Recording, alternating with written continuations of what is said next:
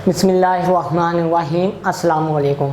आज का जो हमारा लेक्चर जिन टॉपिक्स के हवाले से हैं वो हैं parallelism, redundancy, repetition, wordiness, run on, dangling modifier, conditional sentences. आप सबसे पहले इन पॉइंट्स को अपने रजिस्टर पर नोट कर लें, फिर हम इनको एक एक करके डिस्कस करते हैं।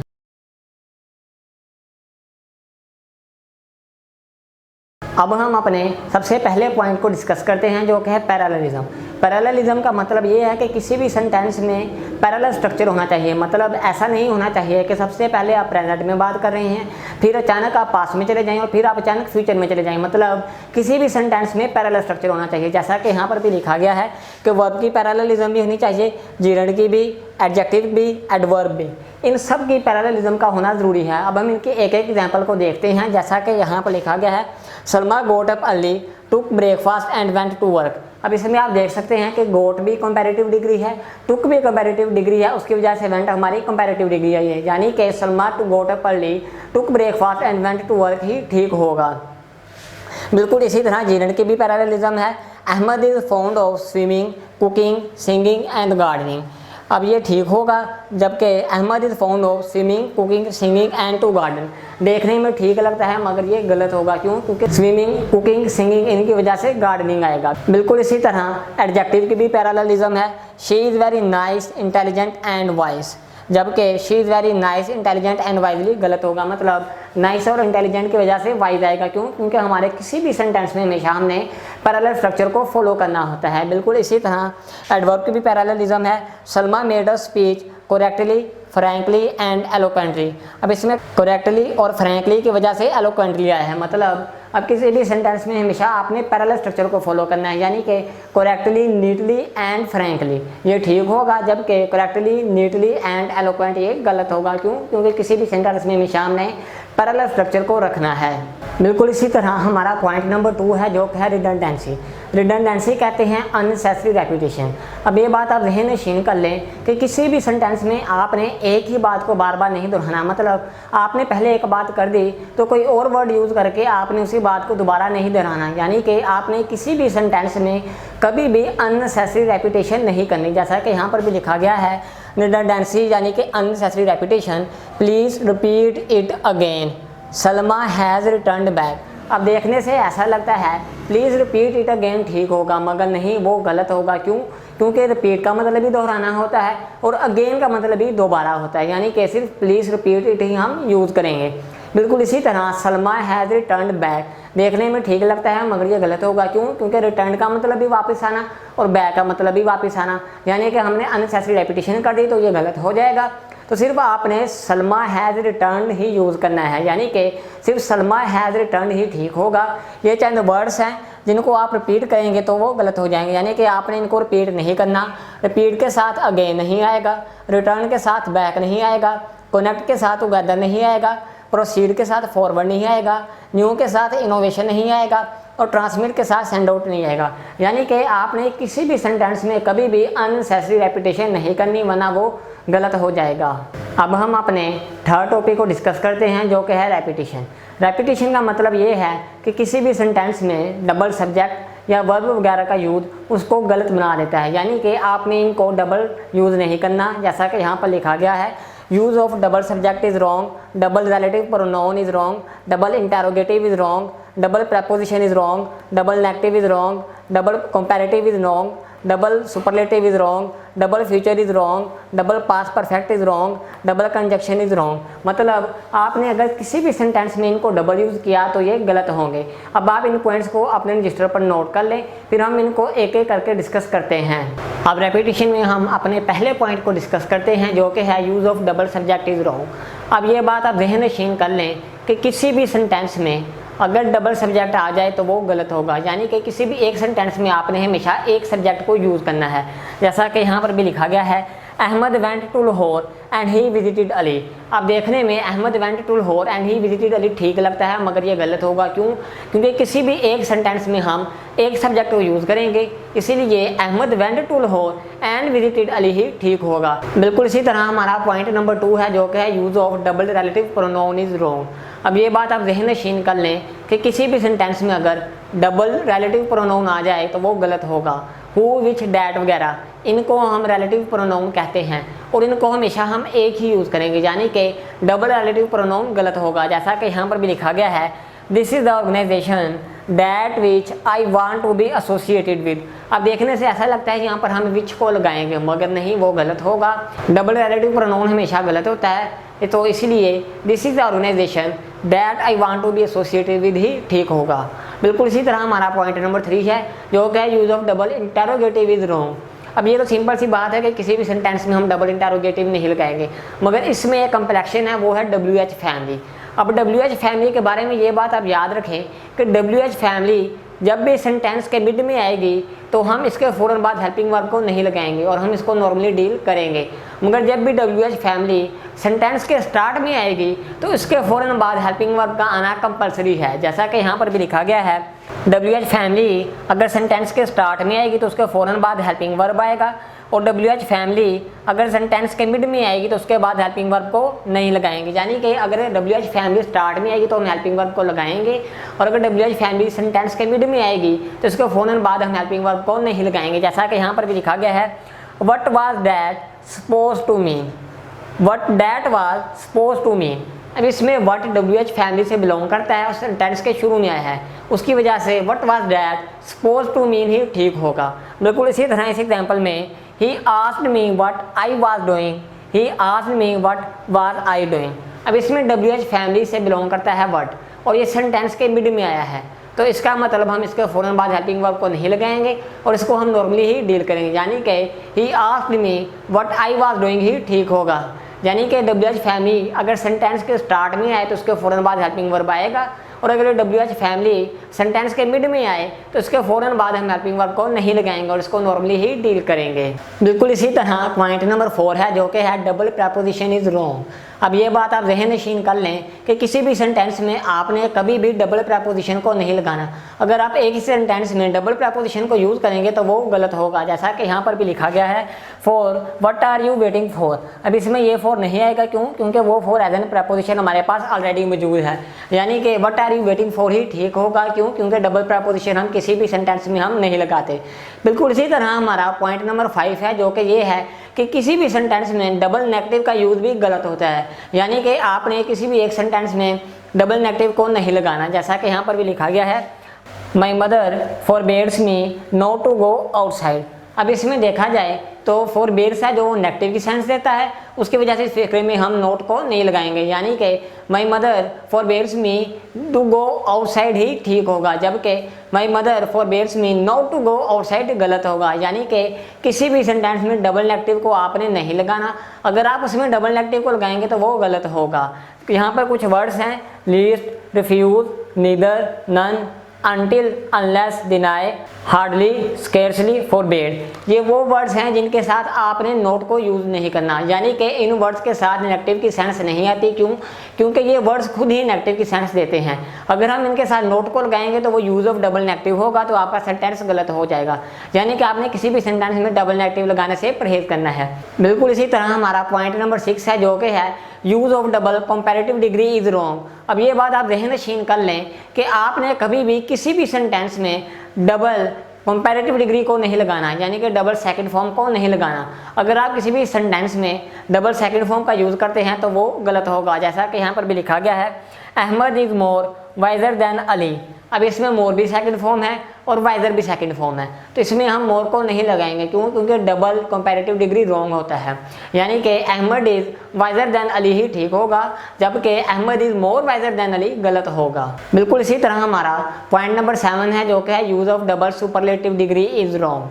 अब ये बात आप ज़हन नशीन कर लें कि आपने कभी भी किसी भी सेंटेंस में डबल सुपरलेटिव को नहीं लगाना। यानी कि अगर आप कभी भी किसी भी सेंटेंस में डबल सुपरलेटिव डिग्री को यूज़ करेंगे तो वो हमेशा गलत होगा। जैसा कि यहाँ पर भी लिखा गया है, Salma is the most ablest girl in the class. अब देखने में ये सेंटेंस ठीक लगता है, मगर ये गलत होगा। क्यों? क्योंकि मोस्ट भी सुपरलेटिव डिग्री है और एबलेस भी सुपरलेटिव डिग्री है। तो ये बात आप याद रखें कि आपने डबल सुपरलेटिव डिग्री को यूज़ नहीं करना, तो इसमें हम मोस्ट को नहीं लगाएंगे। यानी कि Salma is the ablest girl in the class ही ठीक होगा, जबकि Salma is the most ablest girl in the class गलत होगा। बिल्कुल इसी तरह हमारा पॉइंट नंबर 8 है जो कि है use of double future is wrong. अब ये बात आप ज़हन नशीन कर लें कि आपने कभी भी किसी भी सेंटेंस में डबल फ्यूचर को यूज़ नहीं करना। अगर आप किसी भी सेंटेंस में डबल फ्यूचर को यूज़ करेंगे तो वो हमेशा गलत होगा, जैसा कि यहाँ पर भी लिखा गया है, if he will come I will go, if he comes I will गो। अब देखने में ऐसा लगता है if he will come I will गो, क्योंकि दोनों फ्यूचर में हैं तो ठीक होंगे, मगर वो गलत होगा। क्यों? क्योंकि हमने कभी भी डबल फ्यूचर को यूज़ नहीं करना। If he comes I will go ही ठीक होगा। अब यहाँ पर प्रॉब्लम ये है कि सेंटेंस के कौन से पोर्शन को प्रेजेंट में करें और कौन से पोर्शन को फ्यूचर में करें। इसके लिए ये बात हमेशा याद रखें कि जो काम या जो बात पहले हो रही होगी उसको हम प्रेजेंट में डील करेंगे, और जो काम या जो बात बाद में हो रही होगी उसको हम फ्यूचर में डील करेंगे। अब यहाँ पर देखें, if he comes I will गो, यहाँ पर फ्यूचर है और यहाँ पर प्रेजेंट है। हम यहाँ पर भी फ्यूचर ले सकते थे और यहाँ पर भी प्रेजेंट में, मगर यहाँ पर if he comes I will गो, अगर वो आता है तो मैं चला जाऊँगा, यानी कि उसने पहले आना है और फिर मैंने बाद में जाना है, यानी कि वो पहले आएगा, इसकी वजह से उसको हमने प्रेजेंट में कर दिया है, और उसने बाद में जाना है तो उसकी वजह से हमने उसे फ्यूचर में कर दिया है। यानी कि जो काम पहले हो रहा होगा उसको हम प्रेजेंट में डील करेंगे, और जो काम बाद में हो रहा होगा उसको हम हमेशा फ्यूचर में डील करेंगे। बिल्कुल इसी तरह हमारा पॉइंट नंबर 9 है, जो कि है use of double past perfect is wrong. अब ये बात ज़हन नशीन कर लें, किसी भी सेंटेंस में डबल पास्ट परफेक्ट को आपने कभी भी यूज़ नहीं करना। अगर आप उसको यूज़ करेंगे तो वो हमेशा गलत होगा, जैसा कि यहाँ पर भी लिखा गया है, if she had come I would have gone, if she had come I had gone. अब देखने से ऐसा लगता है if she had come I had gone ठीक होगा। क्यों? क्योंकि दोनों पास्ट परफेक्ट के हैं, मगर नहीं, वो गलत होगा। क्यों? क्योंकि डबल पास्ट परफेक्ट रॉन्ग होता है। If she had come I would have gone ही ठीक होगा। इनकी मुतालिक हम कंडीशनल सेंटेंसेस में डिटेल से इंशाल्लाह डिस्कस करते हैं। बिल्कुल इसी तरह हमारा पॉइंट नंबर 10 है, जो कि है use of double conjunction is wrong. Conjunction मतलब कनेक्टर, यानी कि किसी भी सेंटेंस में आपने डबल कंजक्शन को नहीं लगाना। अगर आप किसी भी सेंटेंस में डबल कंजक्शन को लगाएंगे तो वो हमेशा गलत होगा, जैसा कि यहाँ पर भी लिखा गया है, I asked her whether if she was busy. अब देखने में ये सेंटेंस ठीक लगता है, मगर ये हमेशा गलत होगा। I asked her if she was busy ही ठीक होगा, जबकि I asked her whether if she was busy गलत होगा। क्यों? क्योंकि वेदर भी कंजक्शन है और इफ़ भी कंजक्शन है, और डबल कंजक्शन हमेशा रॉन्ग होता है, इसीलिए I asked her if she was busy ही ठीक होगा। अब हम अपने टॉपिक नंबर 4 को डिस्कस करते हैं, जो कि है वर्डिनेस एंड वर्बोसिटी।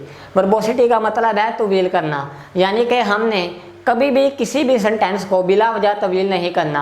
हमेशा हम शॉर्ट सेंटेंस को लॉन्ग सेंटेंस पर प्रेफरेंस देंगे, जैसा कि यहाँ पर भी लिखा गया है, I have a pen which is red in colour, I have a red pen.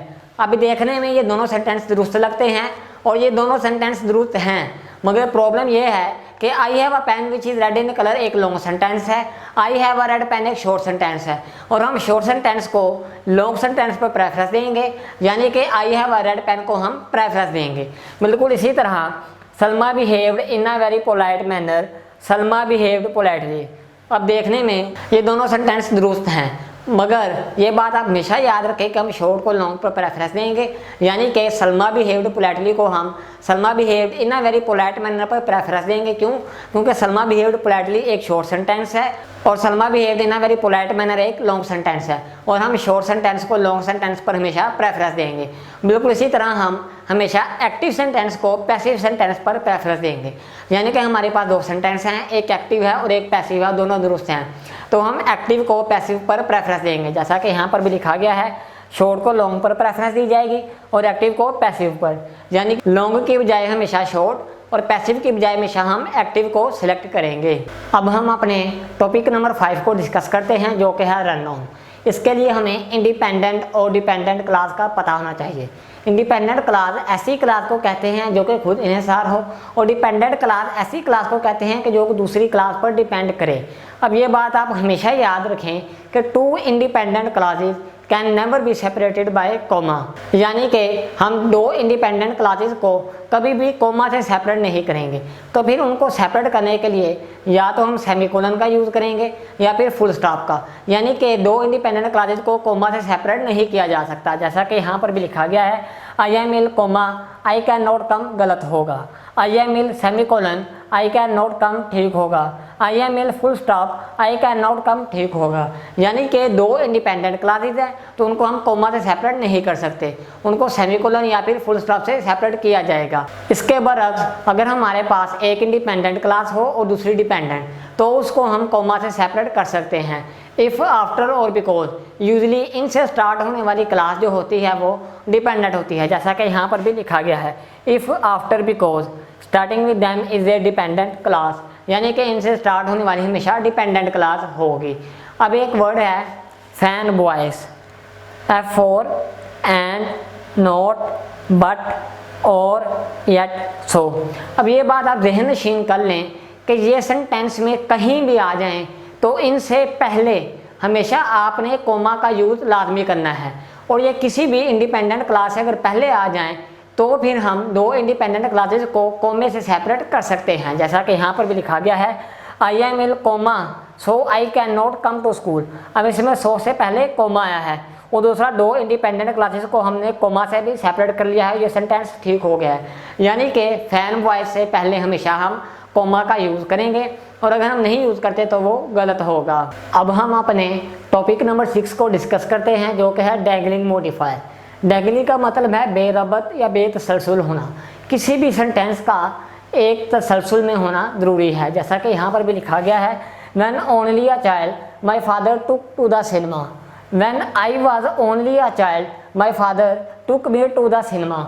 No doubt दोनों सेंटेंस ग्रामेटिकली ठीक हैं, मगर प्रॉब्लम यह है कि ये सेंटेंस ग्रामेटिकली ठीक होने के बावजूद हमें सही मीनिंग नहीं देता। अब देखने से ऐसा लगता है कि जब मेरा वालिद बच्चा था तो उसको सिनेमा ले जाया गया, जबकि इस सेंटेंस में when I was only a child my father took me to the cinema. अब इस सेंटेंस में क्लियरली पता चलता है कि जब मैं एक छोटा बच्चा था तो मेरे वालिद मुझे सिनेमा लेके गए थे। यानी कि दोनों सेंटेंस ग्रामेटिकली तो ठीक हैं, मगर एक जो पहला सेंटेंस है वो हमें सही मीनिंग नहीं देता, यानी कि वो सही तसलसल में नहीं है, तो इसलिए हमारा ये दूसरा सेंटेंस ही दुरुस्त होगा। बिल्कुल इसी तरह ये भी एक एग्जांपल है the thief was chased in a mobile van by the police, the thief was chased by the police in a mobile van. No doubt दोनों सेंटेंस ग्रामेटिकली बिल्कुल ठीक है, मगर प्रॉब्लम ये है कि जो ये वाला सेंटेंस है वो हमें सही मीनिंग नहीं देता। अब देखने से ऐसा लगता है the thief was chased in a mobile van by the police, यानी कि जो थीफ है वो मोबाइल वैन में भाग रहा है और पुलिस उसको पकड़ रही है, जबकि इस सेंटेंस में the thief was chased by the police in a mobile van, यानी कि एक मोबाइल वैन में पुलिस ने चोर को चेज किया। यानी कि ग्रामेटिकली तो दोनों सेंटेंस ठीक हैं, मगर जो सेंटेंस हमारा तसलसल में होगा हम उसी को प्रेफरेंस देंगे। अब हम अपने टॉपिक नंबर 7 को डिस्कस करते हैं जो कि है conditional sentences.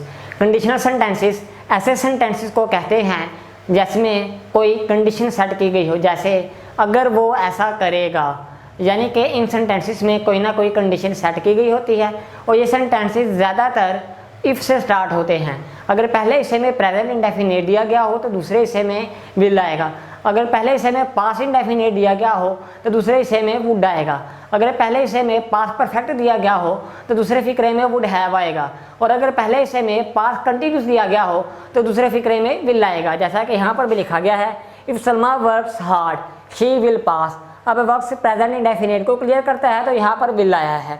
If Salma worked hard she would पास, अब वर्ड पास्ट इंडेफिनिट को क्लियर करता है तो उसकी वजह से वुड आया है। If Salma had worked hard she would have pass, अब इसमें had work past perfect narrate करता है उसकी वजह से वुड आया। If I were you I would help him, अब इसमें वर पास्ट कंटिन्यूस को नरेट करता है उसकी वजह से वुड आया। यानी कि इन सेंटेंसेस को इसके अकॉर्डिंगली इस्तेमाल करना है। बिल्कुल इसी तरह एक और चीज़ है जिसको हम कहते हैं ज़ीरो कंडीशनल। हमेशा यूनिवर्सल ट्रूथ जो होगा वो ज़ीरो कंडीशनल होगा, यानी कि जहाँ पर भी यूनिवर्सल ट्रूथ आ जाए तो उसको आपने एज इट इज़ लिखना है, उसको कंडीशनल सेंटेंसेस की सेंस में यूज़ नहीं करना, जैसा कि यहाँ पर भी लिखा गया है ज़ीरो कंडीशनल हमेशा यूनिवर्सल ट्रूथ होता है। If it rains the grass gets wet, अब इसमें रेन्स प्रेजेंट इंडेफिनिट को क्लियर करता है उसकी वजह से विल गेट आना चाहिए, मगर चूँकि ये यूनिवर्सल ट्रूथ है उसकी वजह से यहाँ पर गेट्स आएगा, यानी कि if it rains the grass gets wet ही ठीक होगा।